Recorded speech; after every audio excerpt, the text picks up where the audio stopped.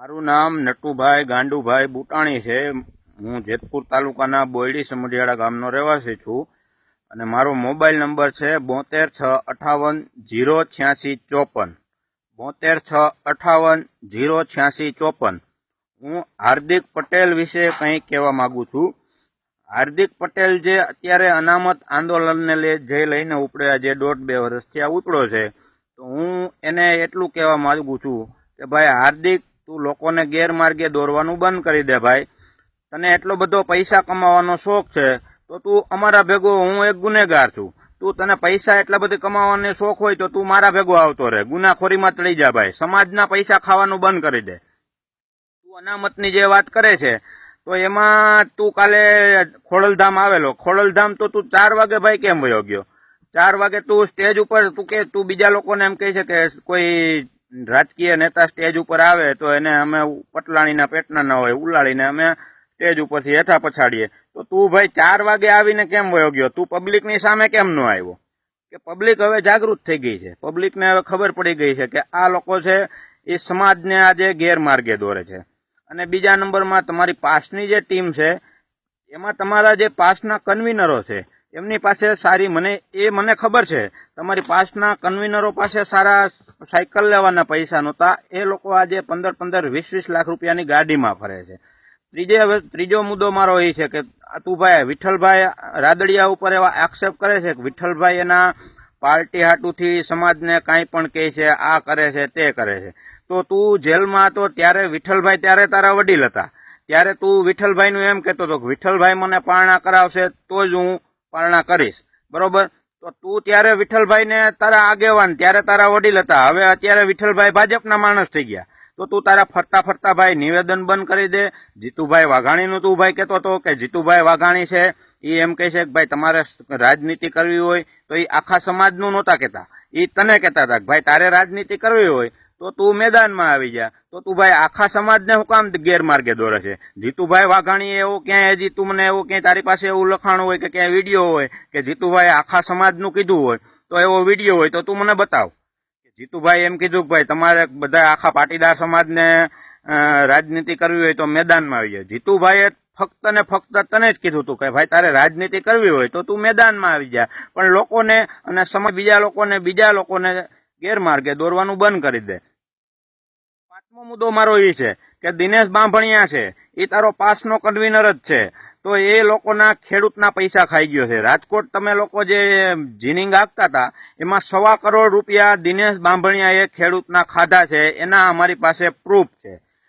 6થો મુદ્દો મારો એ છે કે રેશમા પટેલ આટલી બધી પાટીદાર અનામત આંદોલનમાં જ્યાં આવે ત્યાં ઉપવાસ ઉપર બેસી જાય છે, વાં ઉપવાસ ઉપર બેસી જાય છે, વાં ઓલું થાય તો વાં ઉપવાસ ઉપર બેસી જાય, હું આ કરું ઢીકણું કરું, તો રેશમા પટેલ તારો બાપ છે એ રાજકોટ જેલમાં આજીવન સજા કાપે છે। એકવાર તું એની પેલા તું બીજા લોકોની મુલાકાત તારે નથી લેવી, તું પેલા તારા બાપની રાજકોટ જેલમાં મુલાકાત લઈ આવ, પછી તું બીજું સમાજનું ભલું કરજે।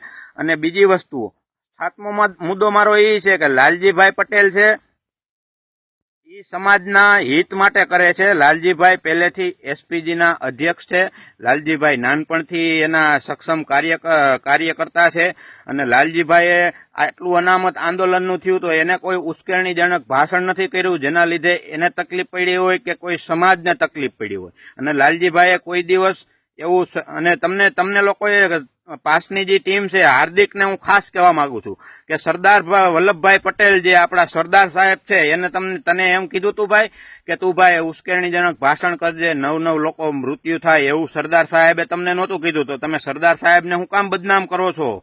અને તું ભાઈ હાર્દિક એવું કહે છે કે નરેન્દ્રભાઈ મોદી છે લોહીની દલાલી કરે છે, તો ભાઈ તને હજી ખબર નથી, તું હજી આજકાલ પેદા થયો અને તારો જન્મ, તું 21 વર્ષનો છો, તારી ઉંમર બહુ નાની છે। દેશના જવાનો જે આજ સુરક્ષિત છે એ નરેન્દ્રભાઈ મોદીના હિસાબે સુરક્ષિત છે। બીજો મુદ્દો મારો એ છે કે હાર્દિક તું જેલમાં હતો ત્યારે તું એમ કહેતો હતો કે મને 1200 કરોડ રૂપિયાની ઓફર કરી છે, હું તમને ભાજપમાં કોઈ એક પક્ષ આપી દઈ, તો તે હજી આજ દિવસ સુધી 6 મહિના થયા તે હજી કોઈ એવું નામ નથી આપ્યું કે તને 1200 કરોડ રૂપિયાની ઓફર કોને કરી હતી। અને તમે લોકો જે સમાજના પૈસે મોજશોખ કરો છો, આજે ગાડી લઈને ફરો છો, જ્યાં તમે ગુજરાત બહાર રાજ્ય 6 મહિના થયા, તું ભાઈ ગુજરાતની બહાર હતો, 6 મહિના થયા તું જે રખડસ, તો એ પૈસા ક્યાંથી આવ્યા? તારા બાપ દાદાની તો કોઈ એવી ઓકાત નથી કે તારા બાપ દાદા તને રોજના 1500, 2000 રૂપિયા, 3000 રૂપિયાનો ખર્ચો પહોંચાય, તો રોજ તું 2000 રૂપિયાનું તો ડીઝલ બહાર, તો એ પૈસા ક્યાંથી આવે છે? બીજી વસ્તુ કે તું મહેશ સવાણીને બદનામ કરે છે. મહેશ સવાણી એના ફાયદા હાટુથી જે કરે છે, આ કરે છે. તો મહેશ સવાણી છે એ દર વર્ષે 200-250 છોકરીઓના મેરેજ કરાવે છે. એને તો ભાઈ શાંતિથી કરવા દે, તું એને શું કામ બદનામ કરે છે? એક દીકરીઓનું સારું કરે છે, જે શહીદ થયા એના ઘરને દત્તક લે છે, એના છોકરાઓને ભણાવવાની જવાબદારી આજીવન લે છે. તો તારી પાસે ભાઈ બીજું કઈ કરવાની તેવડ નથી, તું બીજાને તો બદનામ કરવાનું રહેવા દે ભાઈ. તું તે કઈ દીકરીને, તું એક દીકરીના લગ્ન કરીને બતાવ તો તને ખબર પડે. તારા મા બાપ છે એમ કે મારો દીકરો શહીદ થઈ જાય તો આમ છે ને તેમ છે, બરોબર? તો તું કઈ હારા કામ કરીને ભાઈ જેલમાં નથી ગયો, તારી ઉપર રાજદ્રોહનો ગુનો લાગ્યો છે, બરોબર? તારા લીધે જે પાટીદારોના મૃત્યુ થયા છે એ તારા લીધે થયા છે, બીજા કોઈ લીધે નથી થયા. તું સરકાર ઉપર ને પોલીસ ઉપર જે આક્ષેપ કરે છે એ ખોટા કરે છે.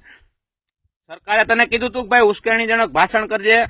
તું જો અત્યારે 9 લોકોના મૃત્યુ થયા, તું તે 9 લોકોમાંથી કોની ઘેરે તું મને દાખલો બતાવ તે 5 લાખ રૂપિયા આપ્યા, એને એના દીકરા ગુમાવ્યા છે. પાટીદારોના દીકરા તે જે ખોયા છે એને એના મા બાપને હવે એની મૂડી કોણ એને કમાઈને દે આજીવન? શ્વેતાંગ પટેલ છે, એના પપ્પાને પક્ષઘાતનો હુમલો આવેલો છે, એના મમ્મી હાલી નથી શકતા, તો હવે એને કમાઈને કોણ દે? તું તો કઈ દેવાનો નથી, તે તો તારા નામનું જે ભેગું કરવાનું તું કરી લીધું, બરોબર? તો તું હવે આ લોકોને ગેરમાર્ગે દોરવાનું બંધ કરી દે. ને બીજા નંબરમાં તું એમ કહે છે કે ભાઈ પોલીસ ઉપર તમે તું એમ કહેશો કે મારા મુદ્દા છે એ મુદ્દા અમને પોલીસ ઉપર કોઈ પગલા લ્યો, તો પોલીસ ઉપર શેના પગલા લે ભાઈ? તે ભાષણ કર્યું છે, આજે હું ગુના કરું છું તો પોલીસ મારી ઉપર ગુનો કરે અને મને મારે, મને જેલમાં પૂરી દે, તો એમાં કોઈ મારા મા બાપ ને સરકારને કહેવા ન જાય કે ભાઈ મારા છોકરાને તમે પોલીસે માર્યો છે તો તમે એની ઉપર એક્શન લ્યો. તો તમે પબ્લિકને ઉશ્કેર્યું છે ને પબ્લિકે જે ગુના કર્યા છે, આવડી મોટી નુકસાની કરી છે, એ ભરવાની પબ્લિકને જ છે. ભરપાઈ કાંઈ તું નથી કરવાનો કે બીજું કોઈ નથી કરવાનું. ભરપાઈ બધી સરકાર નહીં કરે, એ પબ્લિકને જ ભરપાઈ કરવાની છે. અને તમે પોલીસ સ્ટેશનમાં એમ કહો પોલીસ સ્ટેશન હળગાવી દે, રોડ ચક્કાજામ કરી દો, 2-5 પોલીસ વાળાને મારી નાખો, તો એનો મતલબ એ જ થયો ને કે તમે લોકો પબ્લિકને ગેરમાર્ગે દોરો છો. તમે તમારા કામ હાટુથી પબ્લિકને ઊંધા રવાડે ચડાવો છો. મારો પ્રશ્ન એટલો છે, તારે પૈસા કમાવાની તને જો એટલી બધી તેવડ હોય તો હું એક ગુનેગાર છું. મારી ઉપર, તારી ઉપર 4 જ કેસ છે, મારી ઉપર 86 કેસ છે.